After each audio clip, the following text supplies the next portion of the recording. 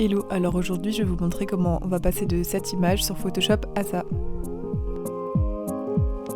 Donc d'abord je suis allée sur internet, j'ai essayé de trouver une image de Noël qui me plaisait bien et donc je m'en suis inspirée pour créer mon propre dessin. Puis je l'ai mis dans ce cadre et donc ça donne ça. Voilà. Ensuite on aurait pu le scanner mais moi je l'ai juste pris en photo et je l'ai envoyé par airdrop sur mon ordinateur et donc je l'ai importé dans Photoshop. Donc voilà, là on voit vraiment le dessin de base sur lequel on va bosser. C'est fou parce que le papier en fait il est assez texturé et donc ça donne un effet un peu jaunâtre, donc on va garder cet effet pour travailler avec les couleurs inversées. Donc là on commence par le fond, donc la nuit, le background, donc on sélectionne la zone avec la baguette magique et on fait CTRL-I pour colorer en inversé le fond. Et donc en fait ce que je fais c'est que après je copie-colle ce calque là pour avoir un deuxième calque et faire un dégradé de la nuit. Voilà. Et c'est là que je me rends compte que c'est super compliqué d'expliquer quelque chose qu'on fait de façon automatique, justement comme ça à voix haute. Je pense que je serais un peu nulle en prof de conduite, mais bon, c'est pas grave. Donc là on continue, on essaye comme dit de faire un dégradé, donc je vais prendre une gomme et je vais un petit peu dégrader le fond pour que ça soit pas... Enfin c'est comme le ciel, il est pas nuit à 100%, il est un petit peu... Des fois en fin de soirée il est un peu dégradé. Et donc ça je le fais avec l'outil gomme et je la mets la dureté à minimale pour que ça soit un petit peu flou. Voilà. Ensuite pour la suite on sélectionne avec la baguette magique et on fait CTRL-I pour mettre en couleur inversée les flancs de montagne. Donc pareil que la technique pour le ciel.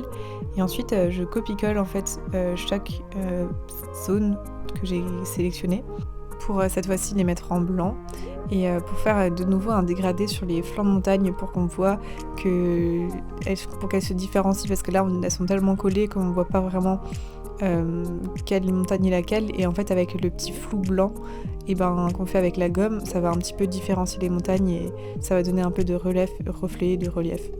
Voilà. Alors Photoshop c'est pas du tout un logiciel que je maîtrise à 100%, je l'utilise assez souvent mais c'est plutôt du bidouillage et j'essaye d'apprendre petit à petit de nouvelles techniques, de nouveaux outils et des nouvelles manipulations pour améliorer un peu ce que je fais et comment je le fais.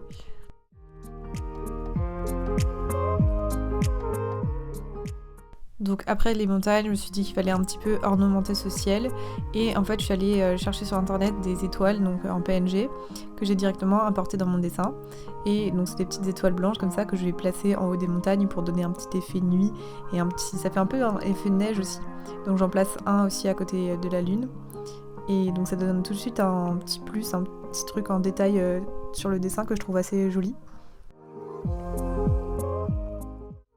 Ensuite les dessous du pont, donc je l'ai pas dit mais c'est un pont où il y a le train qui passe. Le train il est un peu de mal dessiné, je l'accorde, mais je l'ai fait un peu rapidement.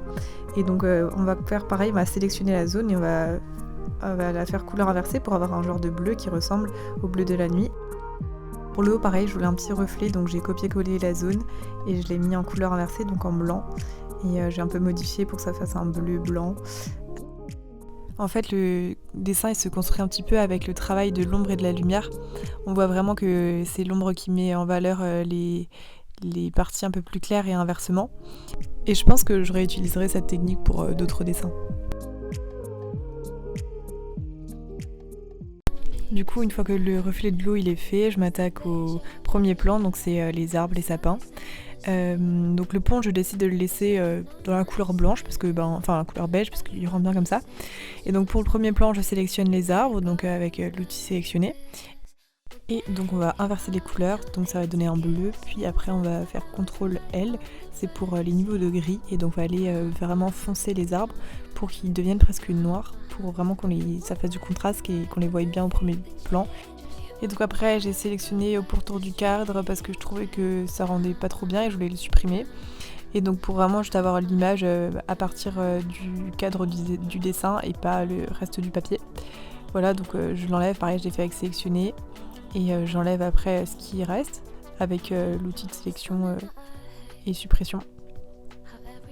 Après une partie assez cool, donc là j'ai directement les arbres, je vais pas remontrer le processus, en gros je les ai dessinés, puis j'ai créé un calque et je les ai noircis, et donc là je les utilise pour rajouter un petit peu un peu de vivant dans le dessin et rajouter un petit peu plus d'arbres et de forêts.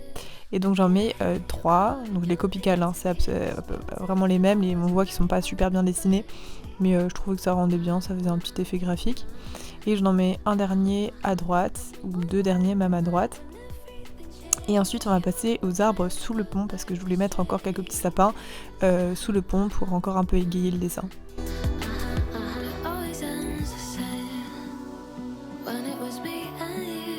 Donc les voilà, des tout petits arbres, donc je vais les copier-coller et je vais les mettre les uns à côté des autres pour créer une petite ribambelle derrière le pont.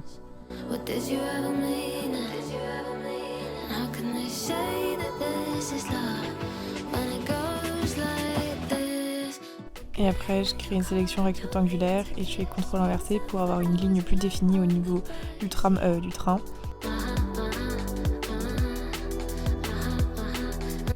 Voilà, et là je marque que c'est la fin du dessin. Donc je teste encore toujours des petits trucs genre courbe de transfert dégradé. C'est pour un peu nuancer les couleurs.